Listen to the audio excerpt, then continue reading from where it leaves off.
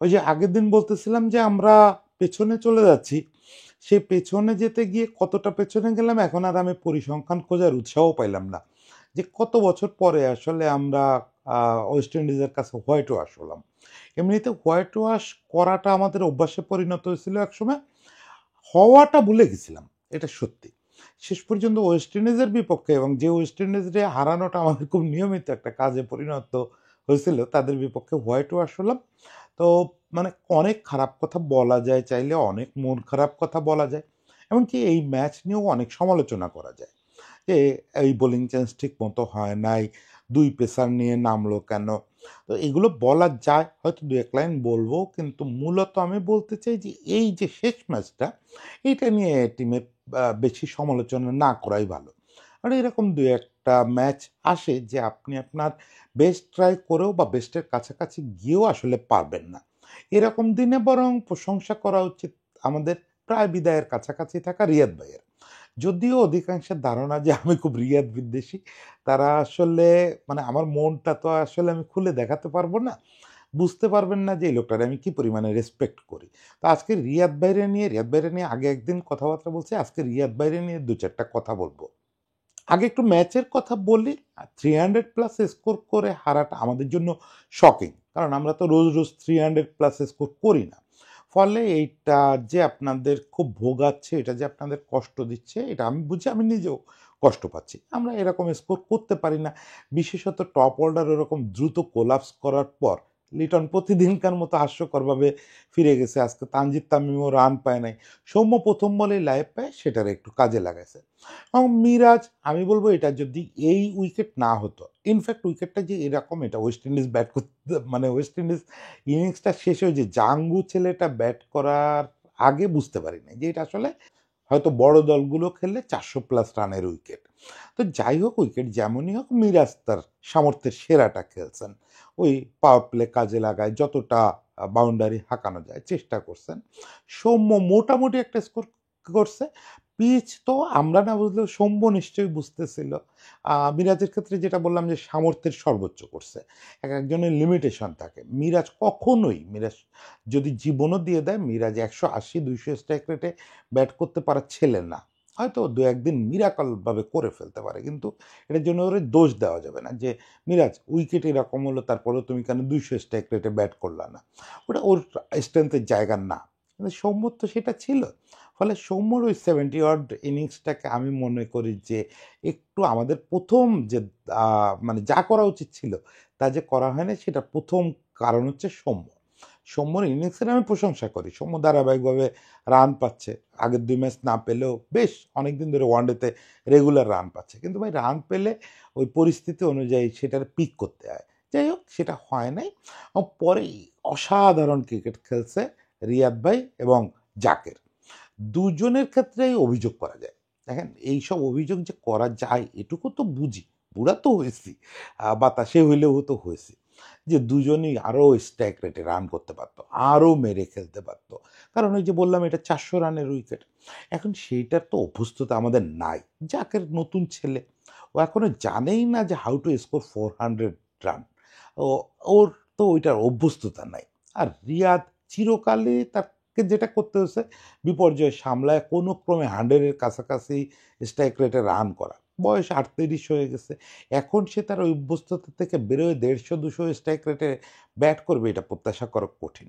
ফলে আমাদের টিম তো চেঞ্জ হবে, খুব দ্রুতই চেঞ্জ হবে, হয়তো আরও নতুন নতুন পিচ্ছি পিচ্ছি ছেলে পেলে আসবে, তারা হয়তো ওই দিনে নিয়ে যাবে। ফলে এইসব সমালোচনা আজকে না করি, তারা সর্বোচ্চটা করছে। এরপর বোলিংয়ে যেটা হয়েছে, বোলিংয়ে আমি মনে করি কোচ ক্যাপ্টেনকে একটা দায় নিতে হবে যে এই 11টা ঠিক ছিল না, বিশেষত বোলিংয়ের জন্য তারা যাদেরকে বেছে নিয়েছেন, এটা আমার কাছে সঠিক মনে হয়নি। শরীফুলরে ড্রপ করছেন, এটা আমি একমত। শরীফুল আসলে তার সেরা অবস্থায় নাই। দেখেন, শরীফুলরে নিয়ে আমি একটু কাজও করতেছি যে হোয়াটস রং উইথ শরীফুল। 2023 সালের আমাদের one of the best bowler, সে কেন 2024 সালে ছন্দ হারায় ফেললো। শুধু ইনজুরি না, এখানে আরও কিছু ঘটনা ঘটছে, সেগুলো নিয়ে আমরা আলাপ করব। কিন্তু নাহিদ রানাকে কষ্ট দিয়ে হলেও আরেকটা ম্যাচ খেলানো উচিত ছিল। হয়তো একটু লোড বেশি হয়ে যেত, অনেকগুলো ম্যাচ খেলা হয়ে যেত এক ট্যুরে, তারপরেও মানে না, 3 পেসার থাকা উচিত ছিল। কারণ আপনারা জানেন যে হাসানও একটু সমস্যার মধ্যে দিয়ে যাচ্ছে। আর আমাদের এই ম্যাচে ৩ পেসার দরকার ছিল। এটা ৩ স্পিনার খেলানোর উইকেট না। তো একটা আরও তার মধ্যে একটা লেগ স্পিনার। সবসময় আপনার দলে লেগ স্পিনার থাকলে আপনার তার জন্য ভালো ব্যাকআপ লাগে। তো সেখানে ভালো পেসার দরকার ছিল, অ্যাজ আমাদের পেসাররা ভালো করতেছে। তো যাই হোক সেটা হয় নাই, 11 চুজটা পছন্দ হয় নাই, ৩ পেসার থাকা উচিত ছিল। যদিও রিশাদের কথা বললাম, রিশাদ কিন্তু ভালো বল করছে। দিন শেষে ওর ফিগার দেখে বুঝতে পারবেন না। রিশাদ দুর্দান্ত বল করছে এবং রিশাদের বলে ওই ইমন ছেলেটা যদি ক্যাচ রাখতে পারতো তাহলে হয়তো ম্যাচটাও বদলে যেত। জাঙ্গু তো খুব অল্প রানে লাইফও পেয়ে গেছে ওই কারণে। তো যাই হোক, মানে এইসব ম্যাচের আলোচনা করব না বলছিলাম। একটু রিয়াদ ভাইয়ের কথা বলি। প্রথমে বলি যে আমি রিয়াদকে নিয়ে গত কয়েকটা মানে কন্টেন্ট শুরু করার পরে ২টা কন্টেন্টে যে ধরনের আলাপ আলোচনা করছি তাতে লোকেদের একটা ধারণা হয়েছে আমি বোধহয় রিয়াদ বিদ্বেষী। মানে দেখেন এই দেশের ক্রিকেটে রিয়াদের যে ছোট অবদান, এটাকে যদি অস্বীকার করি তাহলে তো পাপ হবে। ফলে রিয়াদ বিদ্বেষী হওয়ার কোনো সুযোগ নাই। আর আমি রিয়াদকে খুব কাছ থেকে দেখছি। আমি এখন যে প্রফেশনে আছি গত ৩ বছর ধরে এই প্রফেশনেও রিয়াদের সঙ্গে আমার বেশ কিছু কাজ করতে হয়েছে। ফলে আমি জানি লোকটা কেমন এবং কতটা কমিটেড এবং কতটা সহানুভূতিশীল, কতটা ক্রেডিট না চেয়ে জয় এনে দেওয়ার মানসিকতার মানুষ।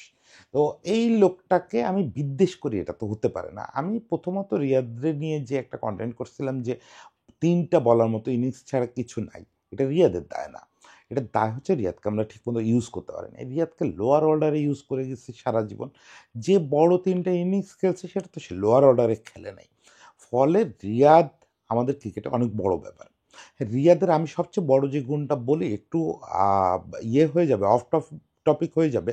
তারপরেও বলি। রিয়াদ দেখেন যে একটা সময়ে রিয়াদ মূলত দলে সেটেল হলেন, মানে তাকে সেটেল করা হলো। সে সময় ছিল সে বোলিং অলরাউন্ডার। তখন সুনীল গাভাস্কার একবার বলছিলেন যে, "বিশ্বের সেরা ৮ নাম্বার ব্যাটসম্যান, বিশ্বের সেরা ৬ নাম্বার বোলার।" কথাটা অবমাননাকর। কারণ কোনো সেরা ব্যাটসম্যান তো ৮ নাম্বারে খেলবে না। কোনো সেরা বোলার তো ৬ নাম্বারে বল করবে না। এরকম অবমাননার ভিতর দিয়ে তার যেতে হয়েছে। পরে একটা সময় আসলো যখন হচ্ছে তাকে বিলো দ্য বেল্ট প্রচুর আক্রমণ সহ্য করতে হয়েছে। সেটার কারণ ছিল যে মনে করা হতো আত্মীয়তার সুবাদে রিয়াদ দলে আছে এবং নাঈম ইসলাম সেই কারণে দলে ঢুকতে পারতেছে না, দলে চান্স পাচ্ছে না। এইজন্য রিয়াদকে নিয়ে অনেক মন্দ কথা হয়েছে। বিশেষত রিয়াদ মুশফিক অনেক কথা, অপমানজনক কথা সহ্য করছে যেগুলো ভদ্রতার পর্যায়ে পড়ে না। তারপরেও রিয়াদ কখনো পাল্টা উত্তর দেয় নাই। রিয়াদ তার জীবনে কক্ষনো পাল্টা উত্তর দেয় নাই। বরং আমি খুব মানে অবাক হয়ে গেছি যে শেষ সময়ে এসে যখন সে ভালো অবস্থায় তখন ২-১ বার রিঅ্যাক্ট করছে। যাই হোক, মানুষের রিঅ্যাক্ট কখন বেরোয়? যেটা বলতেছিলাম এই যে রিয়াদ দেখেন এখন যেটা করতেছে, টানা ৪ ম্যাচে 50 প্লাস স্কোর করলো এবং 50 গুলো সব বড় 50, 90 প্লাস, 80 প্লাস, 60 প্লাস এরকম ইনিংস। এই ৬ নাম্বারে নেমে টানা ৪ 50 রেকর্ড ছিল সম্ভবত মহেন্দ্র সিং ধোনির। তো সেই কাজটা রিয়াদ আরেকবার করলো। আর নিশ্চয়ই সে চ্যাম্পিয়ন্স ট্রফি খেলবে, তার সামনে সুযোগ আছে ধোনির রেকর্ডটা ভেঙে দেওয়ার। কিন্তু আমি রিয়াদকে যতদূর চিনি সে এই রেকর্ড এগুলো নিয়ে একদমই বদার করে না। সে বদার করে যে কোনোভাবে দলকে একটা কিছু এনে দেওয়া যায় কিনা। সেই জায়গাটাই সমস্যা। সেইটা এনে দেওয়ার জন্য রিয়াদকে যে জায়গায় খেলাতে হতো সেটা আমরা কখনোই খেলাই নাই। ফলে রিয়াদের সমালোচনা যখন যেখানে যেভাবে করছি এটা মূলত টিম ম্যানেজমেন্টের সমালোচনা করছি। রিয়াদ একজন প্রপার ব্যাটসম্যান। রিয়াদ তো ৮ নাম্বারে ৭ নাম্বারে ব্যাট করার ব্যাটসম্যান না। এখন না, সে সিনিয়রিটির কারণে পরিবর্তিত পরিস্থিতিতে ৬ নাম্বারে ব্যাট করতেছে। এই লোক আজীবন ৭-৮ নাম্বারে ব্যাট করে গেল। তো সে আউটপুট দেবে কেমনে? আমি যখন বলি যে রিয়াদ সারা জীবনে এই ছাড়া কিছু করে নাই, তার মানে হচ্ছে তাকে এটা করতে দেওয়া হয় নাই। এর চেয়ে বেশি করতে দেওয়া হয় নাই। এই ফিল্ডটা বুঝতে হবে। রিয়াদ হচ্ছে পিওর অলরাউন্ডার। এখানে রিয়াদের একটু দোষ আছে। আমি মানে দোষেরটা বলি। রিয়াদের দোষটা হচ্ছে রিয়াদ ২০১৫ সাল থেকে হঠাৎ করে বোলিং বন্ধ করে দিল। একটা আসলে এইটা নিয়ে রিয়াদ কারো কোনো প্রশ্নের উত্তর দেন না। কখনো না। ইভেন আমি পেশা ছাড়ার পরেও রিয়াদের কাছ থেকে ২-১ বার বোঝার চেষ্টা করছি যে ২০১৫ থেকে ২০২২-২৩ পর্যন্ত কেন অলমোস্ট তিনি বোলিং বন্ধ করে দিয়েছিলেন। খুব রেয়ার কিছু ইনসিডেন্ট পাবেন ১ বার ২ বার বল করছে। কিন্তু রিয়াদ তো ওই বোলার না। রিয়াদ তো মানে আপনারা বললে কিভাবে দেখবেন, রিয়াদের তো সাকিব হওয়ার কথা ছিল। সেই জায়গাটা কেন বন্ধ হয়ে গেল? কেন রিয়াদ একদমই বল করতেন না? এইটা আমরা কেউ জানি না। কেউ দাবি করে যে রিয়াদের একটা পিঠে ব্যথা আছে, যেজন্য সে বল করতে ডিসকমফোর্ট ফিল করে। আমার কক্ষনো মনে হয় নাই। এ কথা আমার কাছে কখনো সত্যি মনে হয় না, কারণ রিয়াদের পরিশ্রম করা, রিয়াদের ট্রেনিং আমি চোখের সামনে দেখছি। ওই সময়কালে রিয়াদের কোনো ডিসকমফোর্ট আছে শরীরে এটা আমার মনে হয় না। এই 38 বছর বয়সেও তার যে ফিটনেস, তার যে শারীরিক কমফোর্টনেস, এটা আমাদের নাই। মানে আমার তো টাকার প্রশ্ন আসে না, আমি তার চেয়ে অলমোস্ট 10 বছরের বড়, কিন্তু তা অনেক 28 বছরের ছেলের নাই।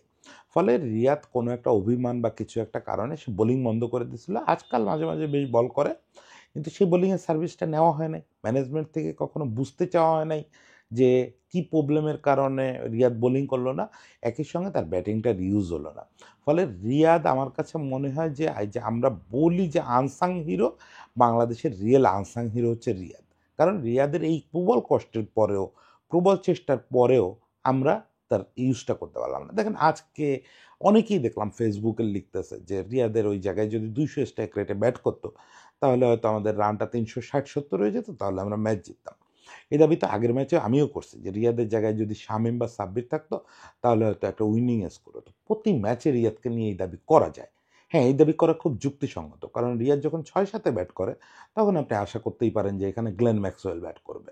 এখন গ্লেন ম্যাক্সওয়েল আপনার দলে আছে কি না সেটা জরুরি না, জরুরি হচ্ছে ওই 6-7-এর ব্যাটিং আর 5-6-এর ব্যাটিং একই জিনিস না। রিয়াদ 6-7-এ ব্যাট করার লোক না, রিয়াদ জেনুইন ব্যাটসম্যান। রিয়াদ দুই একটা ম্যাচে শেষ দিকে একটা দুটো ছক্কা মেরে ম্যাচ জিতেছে, তার মানে রিয়াদের পরিচয় হয়ে যাবে ম্যাক্সওয়েল, এটা না। রিয়াদ একদম পারফেক্ট অলরাউন্ডার এবং খুবই প্রপার ব্যাটিং করেন। প্রপার ব্যাটিং করা একটা লোকরে আপনি 7-8-এ সারা জীবন খেলাবেন আর আশা করবেন সে 200 স্ট্রাইক রেটে ব্যাট করবে, এটা তার প্রতি অবিচার হয়। লোকটা সারা জীবন ওই অবিচারেরই শিকার হয়েছে এবং শেষ পর্যন্ত দেখেন, মানে আজকে এই জিনিসটা ফেসবুকে পড়তেছিলাম, একটা গ্রুপে পোস্ট করছে যে রিয়াদ তার জীবনে টেস্টে কখনো ম্যান অফ দ্য ম্যাচ হইতে পারেন নাই, শেষ টেস্টে গিয়ে ম্যান অফ দ্য ম্যাচ হয়ে বিদায় নিয়েছেন। রিয়াদ তার জীবনে ওয়ানডেতে কখনো ম্যান অফ দ্য সিরিজ হন নাই।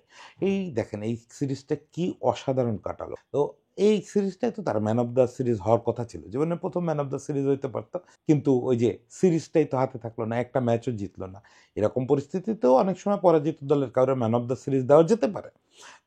Riyad man of the series হলে সেটা অস্বাভাবিক ছিল না, কিন্তু পান নাই। এখন মানে যেটা প্রত্যাশা করা যায় টেস্টটা রিপিট হবে।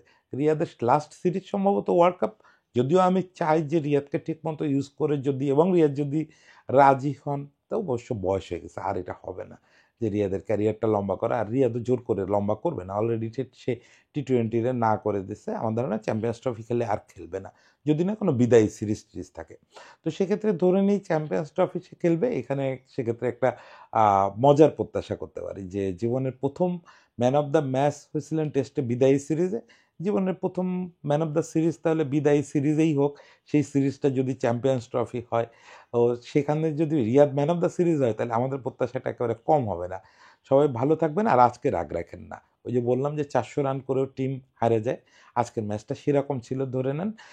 মিরাজের ক্যাপ্টেন্সি নিয়ে আলাদা করে বলবো, মিরাজে একটু রাগারাগি করেন মনে মনে, আমিও রাগ করব।